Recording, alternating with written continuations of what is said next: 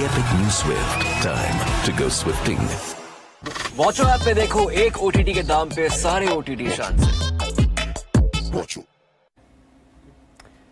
An attritional battle, a classic delivered entertainment at its finest. You can't write the alphabet of this sport without India versus Pakistan, and in New York, the arch rivals have given us a spectacle for the first time meeting in a market that cricket wishes to tap into. India, after being bowled out for their lowest ever all-out total at the Men's T20 World Cup, have gone and defended the lowest ever total in the history of the competition.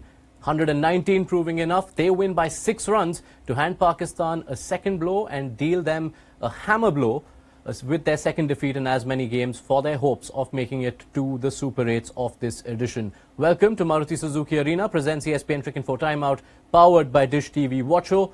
We look back on what is now India's 7th win in 8 Men's T20 World Cup games over Pakistan in the company of Anil Kumble in our studios and Urooj Mumtaz, who joins us from the UK.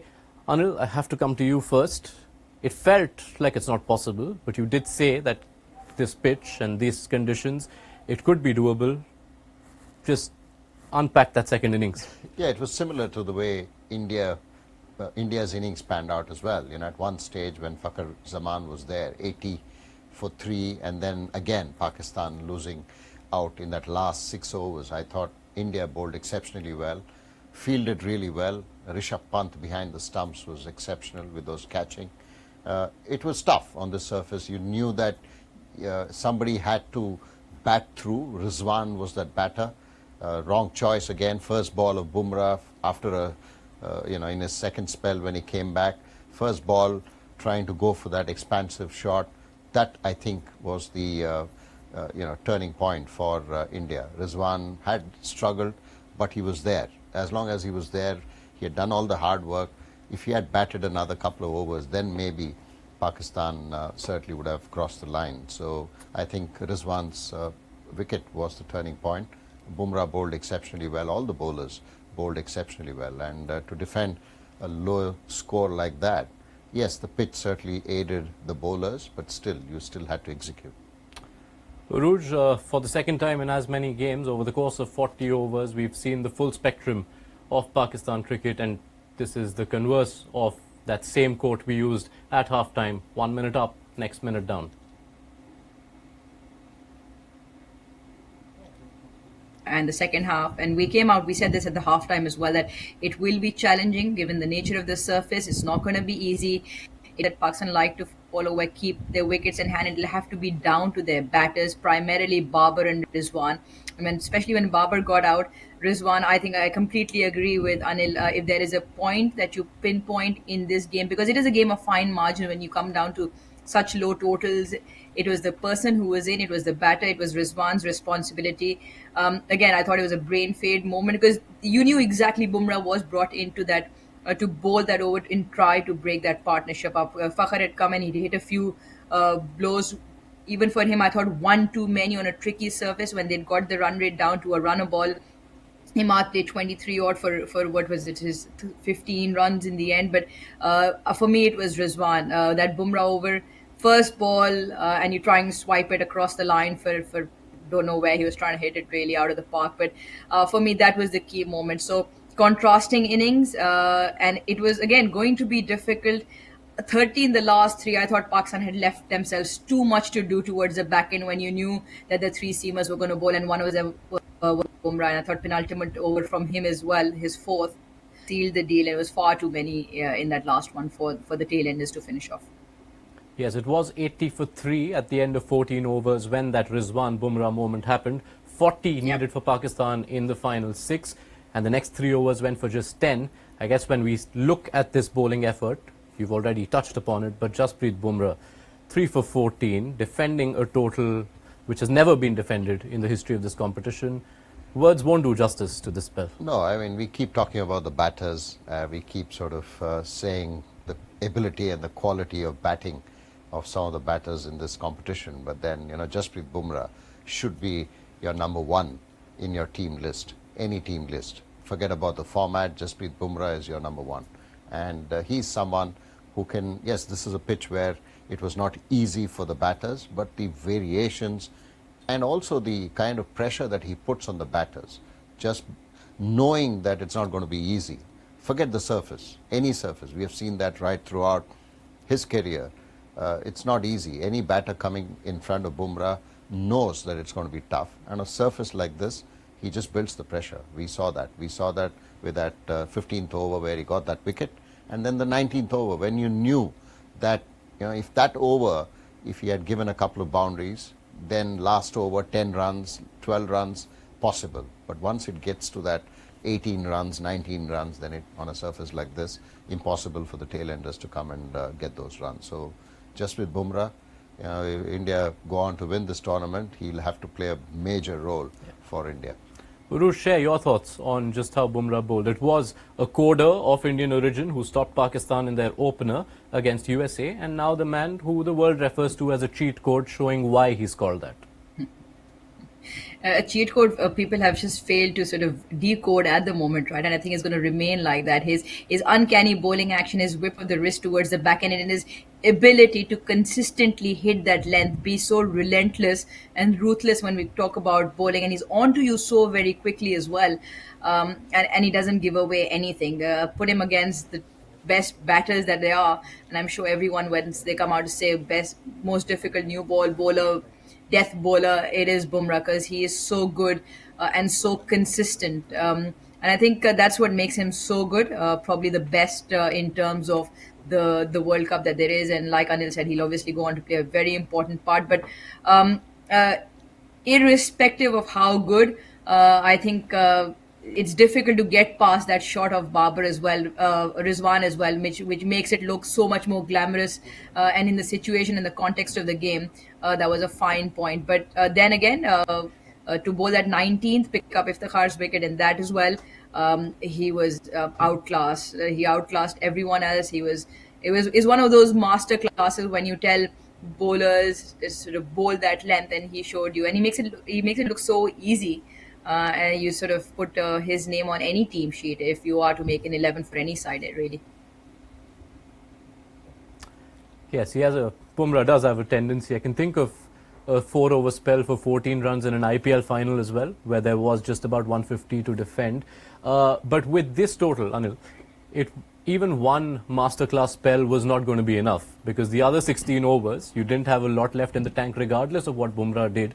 So shed some light on just how good this was as a collective bowling performance. No, it was. It required more than one bowler to get the India the win, because 119, you can't just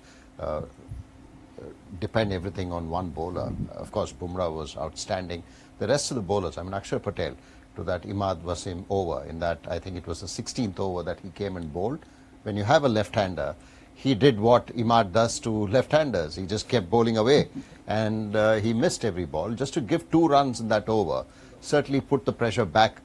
We discussed saying, okay, 14 overs gone, 80 runs, you require 40 of 6, and then suddenly you required 9 runs or 10 runs an over from there on, after that Akshar Patel's over. And when you lose another wicket, Iftikhar, if you look at Bumrah's wickets, it was Babar, Rizwan and Iftikhar, all three really good T20 players, and where Pakistan depend on all these three. He got the best of the batters there, and then Akshar Patel, making sure that he didn't give away that run, because that could have been the turning point too, because once you get Rizwan, the last thing that you want is a left-hander batting and a left-arm spinner coming in and then getting a couple of boundaries, which probably was a lot easier. Fakhar Zaman did that to Akshar, stepped out. But, Imad just stood at his ground and looked to play the same shot, which was quite surprising when you know that as a left-arm spinner, what the left-arm spinner is trying to do.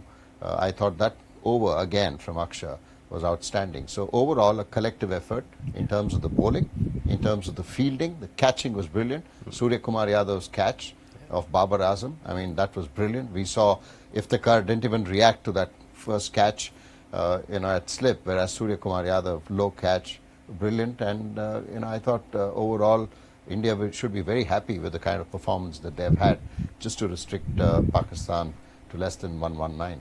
And if I may, at the end of it, I guess we can also add just overall tactics and captaincy, which is funny because when it looked like Pakistan are winning this, the line of questioning I thought I had prepared was why didn't Bumrah bowl the first over? Why did Bumrah bowl only 2 in the last 14? But as it turns out, Rohit Sharma showing why he is where he is. Oh yes, I mean he's probably utilized Bumrah the best when he was a part of Mumbai Indians and as captain. He knows how to utilize the overs of Jasprit Bumrah, the key overs when you know that you need a breakthrough, and that's when he brings him on. And Bumrah hasn't disappointed Rohit. And I thought, yes, in a game like this, you need your strategies and the tactics to be spot on from a captaincy point of view. Except that that 1 over shot, last over, you don't want when you're defending a low score. The last thing that you want is one fielder inside the circle, and that's something that probably Rohit will have to look at going forward, because that's something that we have seen right throughout this competition, where if you don't bowl those overs in the time that you have, then last over becomes very crucial with one fielder in. And otherwise, I thought it was spot on from Rohit, and of course the bowling was exceptional. Urooj, before we tuck into the Pakistan batting, I want to get a closing thought around the Indian bowlers, and two in particular. People will look back at the scorecard in the years to come and they'll remember that Arshdeep bowled the last over, Bumrah did what he did, Hardik with the wickets, but Mohammad Siraj, 4 overs for 19, including 10 of his first 3 overs. That, in this kind of a chase, is quite priceless too. Yeah, we said this at the halftime that Pakistan did well bowling in partnerships, and sometimes when the wickets column don't show as many as your other teammates, you sort of go under the radar. I thought he was brilliant. He set up the game up front with the ball, and he almost negated that argument of Bumrah not taking the new ball and that Arshdeep taking the new ball. I thought he set the tone. He kept the pressure on, didn't give away any at all, really. And I think they did well. The wickets were shared between Hardik and Bumrah in the end. Siraj did pick up one, but I just thought that he was good, consistent again with that channel. And I think that bowling unit, they complement and feed off energy so well from each other, and they all bring something different. And I thought Siraj was good, bowled with some pace, and was right there within Pakistan's batters, didn't allow any freebies whatsoever.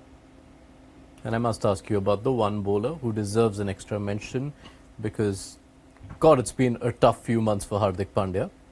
To have played a part in this win with 2 vital wickets in Fakhar Zaman and Shadab Khan will do a world of good to him. Oh yes, I think this surface, it certainly suits someone like Hardik Pandya, because he bowls that length which is required on a surface like this.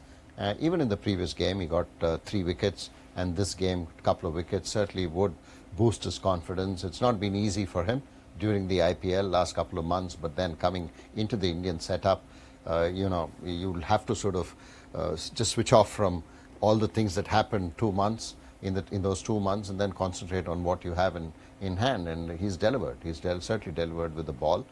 Batting has not been easy on this surface, so I'm sure this confidence will help India when they play US in the next couple of days.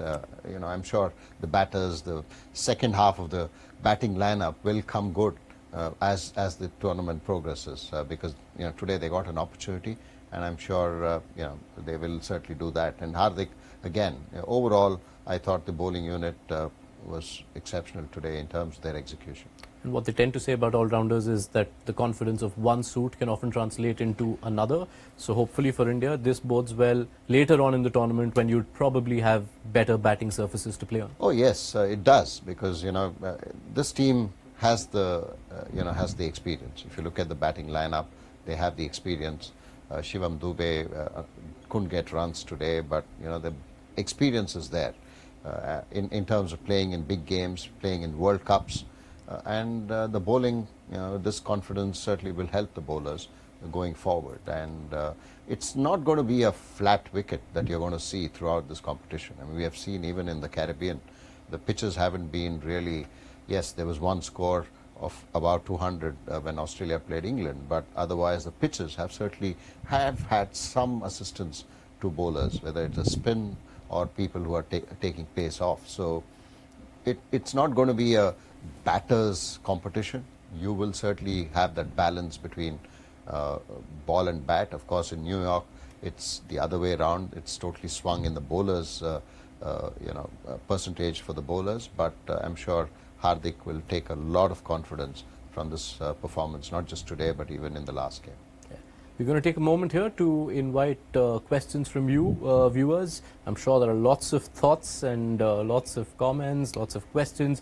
So send them over to us and we'll pose them to Anil and Urooj. And Urooj, it's now time to get into that Pakistan batting. Are there any excuses and what could they have done differently?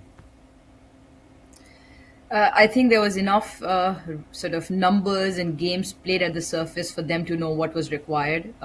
India's batting, they showed what they should and should not be doing. So I don't think there are any excuses. It's the kind of game that you find, you look and you search hard into terms of what they could have done better. And you try and sort of put excuses, but you can't find any. I just thought that, again, the cricketing smarts, the awareness of what is required at a given situation. And that's why I keep coming back to Rizwan and how crucial that wicket was, because he'd gotten himself in. Even while getting himself in, he knew, and you could see that scoring wasn't easy to play that rash shot, because him and Imad then sort of provided with Shadab. Him and Imad, Shadab had to come in, Iftikhar had to come in, and in a surface which we even saw in the Indian batting, the last six, anybody who came in the last few overs, it was difficult to get the ball away right from the get-go. So rather than, and then even after then Rizwan went, all the other batters kept in trying to slog, rather than rotate, strike, keep getting fours and fives, and then look for that boundary so that you keep up with the rate, not leaving too many too far towards the back end. And that's exactly how it played out. So I think you can set it down to a failure of the batting unit, but if you really want to deeply scrutinize, I think it was the responsibility of the players who got in. Even Imad playing 23 deliveries, consistently trying to swipe the ball square on the offside rather than trying to nudge it and get down the other end, or try and move laterally in your crease. It was very simple as what Akshar was trying to do to him. So giving away 2 runs in that over was obviously, and all of that culminates into a Pakistan loss, which 6 runs in the context of this. Remember, India didn't play 1 over as well. So it just goes to show what a clinical and commanding victory, irrespective of how close it actually was from India. Yeah, and on expected notes, lots of questions obviously pouring in. This from Ayush Pillai. I'll take this to you, Anil. Apart from that Rizwan shot, Pakistan players were unable to hit full tosses too. Saw Iftikhar missing some. In these conditions, does it get hard to play the full toss as well? Yeah, because you're not expecting it. You're constantly thinking of how do I maneuver a pitch like this? How do I sort of hit a ball when it is in that area? And then suddenly, unexpectedly, a Yorker which turns into a full toss comes along and you're not ready for it. And someone like Bumrah bowls at serious pace. You don't have any time, if you were not expecting it, to sort of make that shot. So yes, it is difficult. It can be a wicket-taking delivery like how Bumrah got Iftikhar out. So yes, in that sense, it certainly helps on a surface like this where you keep varying not just the pace but also the length. I'm almost losing track of the number of questions asking about the scenarios and whether Pakistan are eliminated, or what set of results it will take for them to stay.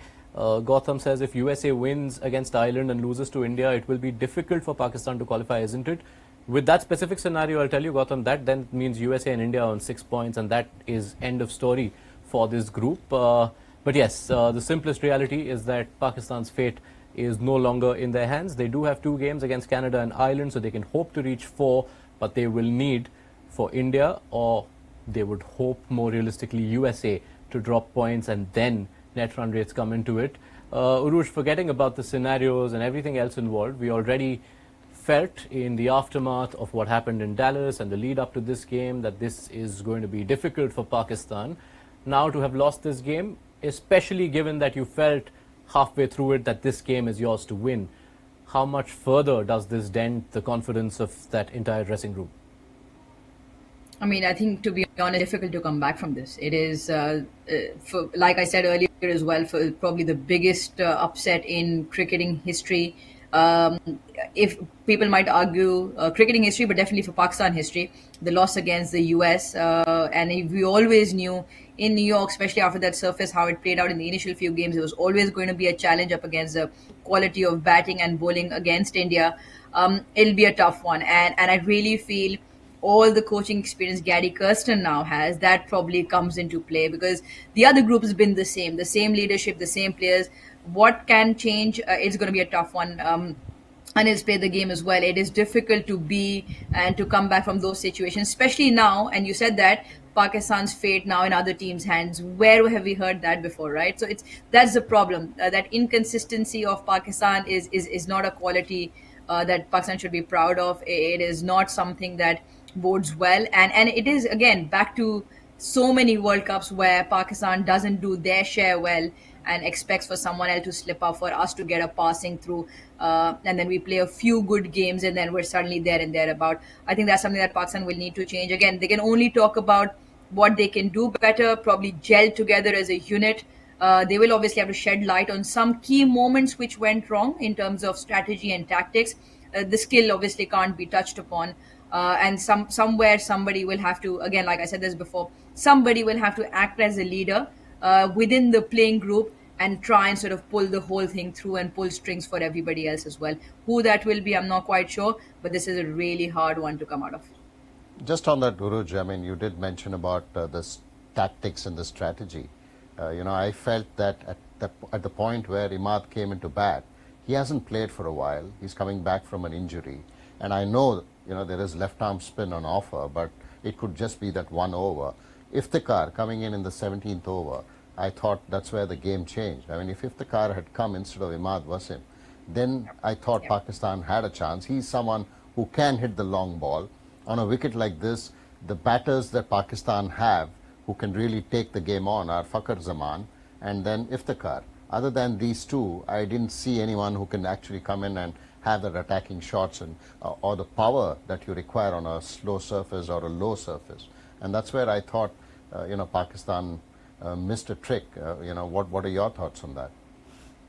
Yeah, I completely agree. Iftikhar is the sort of player who needs a little bit of time, who needs about a few deliveries just to get sort of a sense of what the surface is doing, get bat on ball before he launches. And he's probably, along with, like you said, along with Fakhar, who's one of the cleanest strikers of the ball. And the other thing he hits really well is space. He bats far deep into his crease where he can sort of hit the ball straight, and then the pickup shot that he has of good length as well.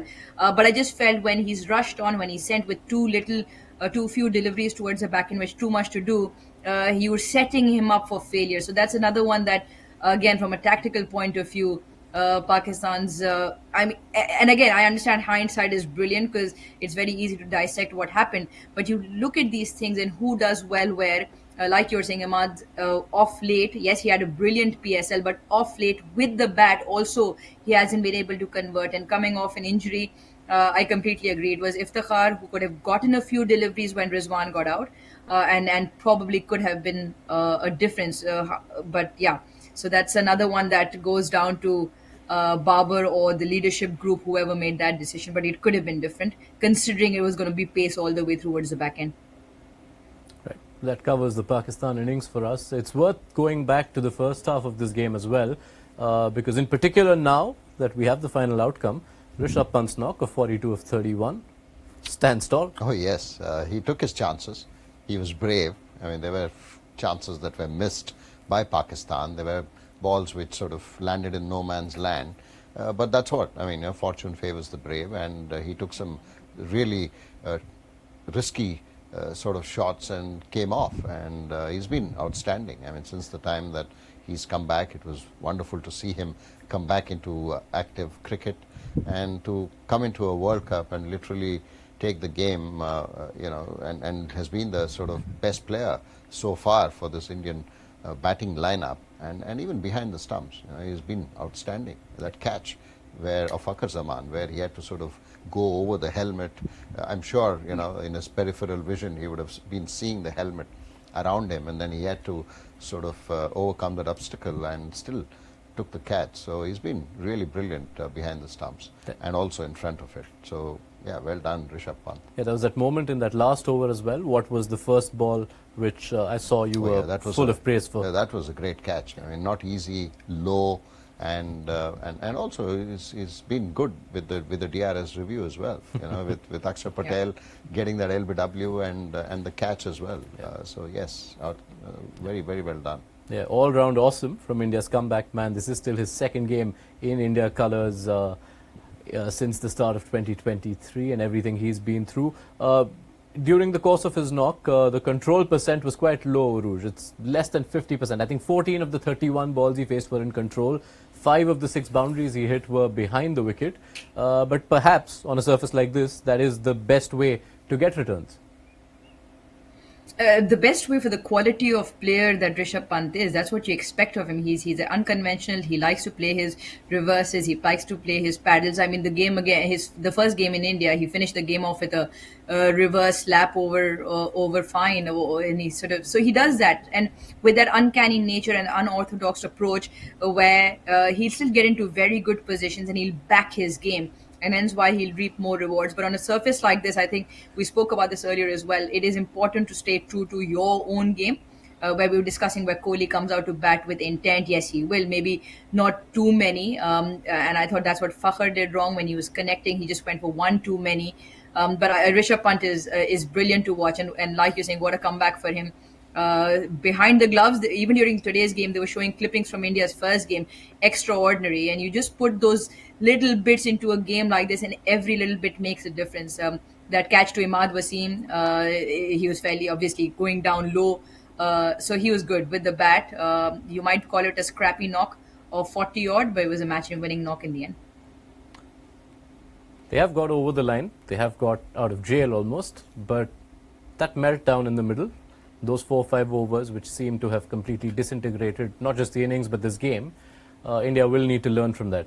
Oh yes, they will have to. I thought, we did discuss this in the halfway mark, where I thought perhaps they were looking at 160, 165 plus. That's where they went wrong, and they'll have to reassess that. Even when they play US, if they get to bat first, they'll have to reassess as to how to structure and do that 20 overs, even if you have wickets in hand.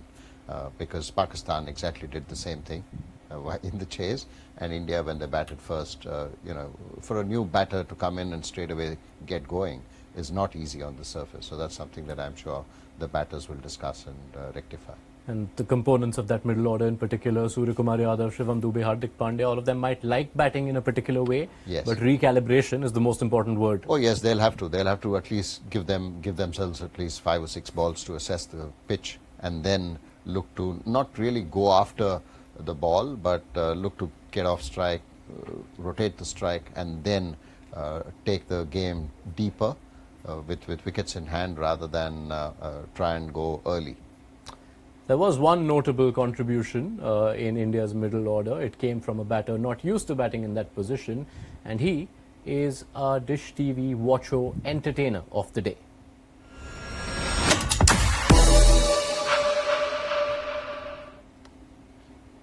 Now, this is a segment where we look back at a cameo that could be the most talked about cameo in this game.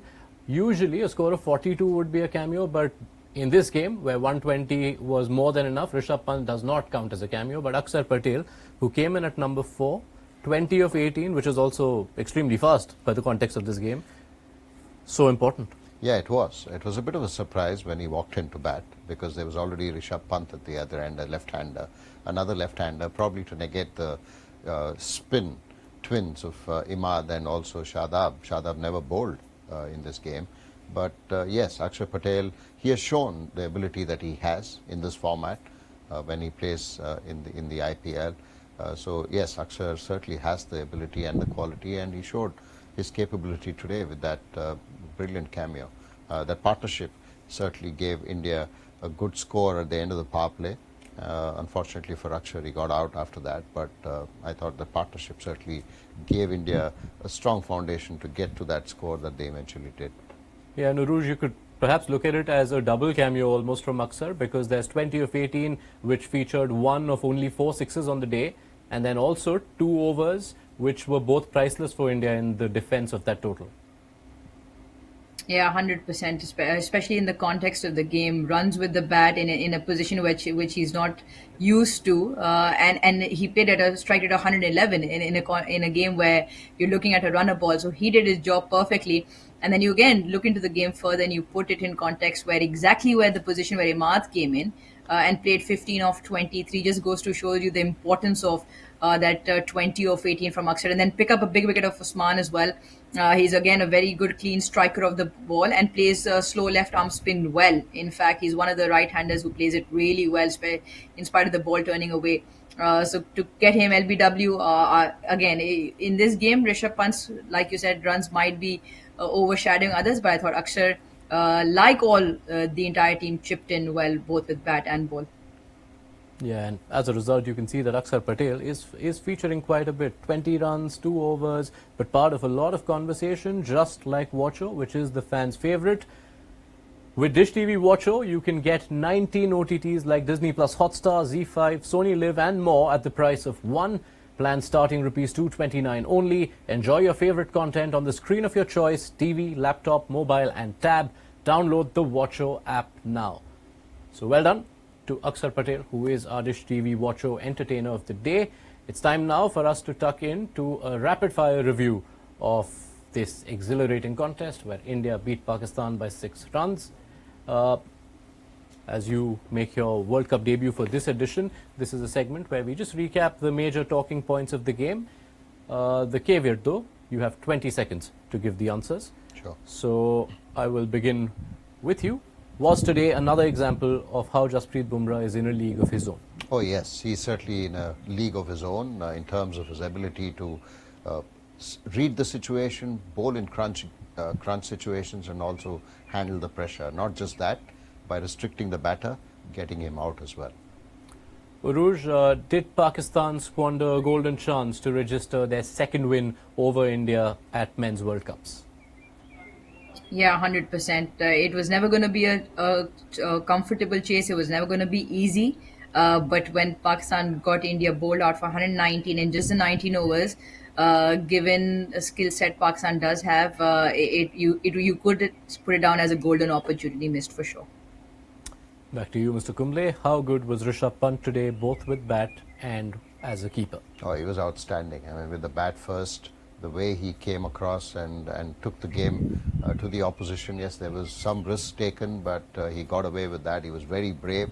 And behind the stumps, I think he's looking a lot leaner, fitter, and it's showing with his keeping skills. He was outstanding with those catches and also with the review system.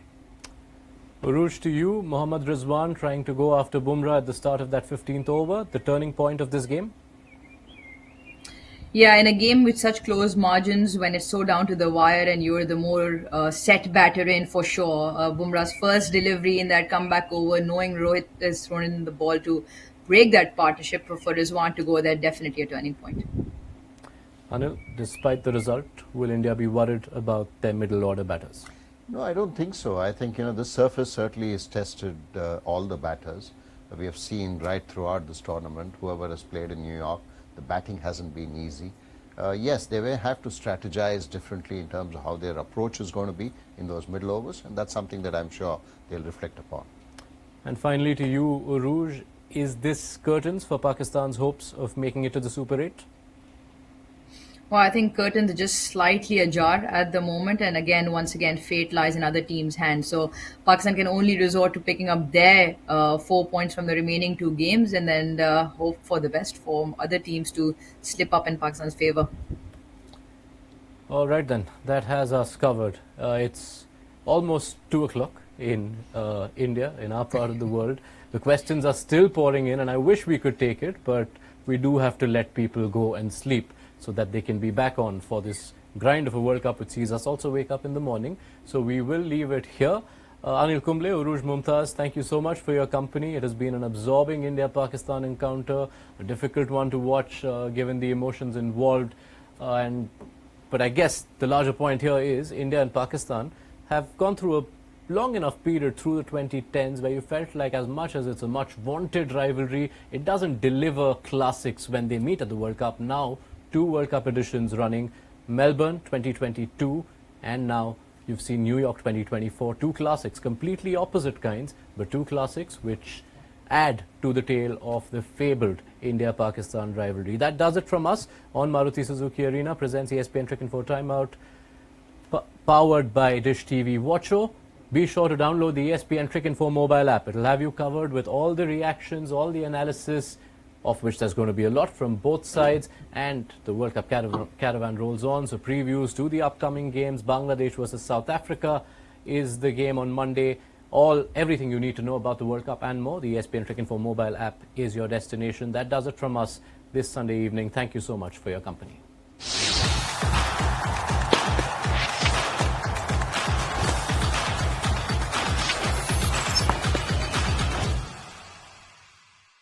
Introducing the epic new Swift. Time to go swifting. Watcho app पे देखो एक OTT के दाम पे सारे OTT शान से। Watch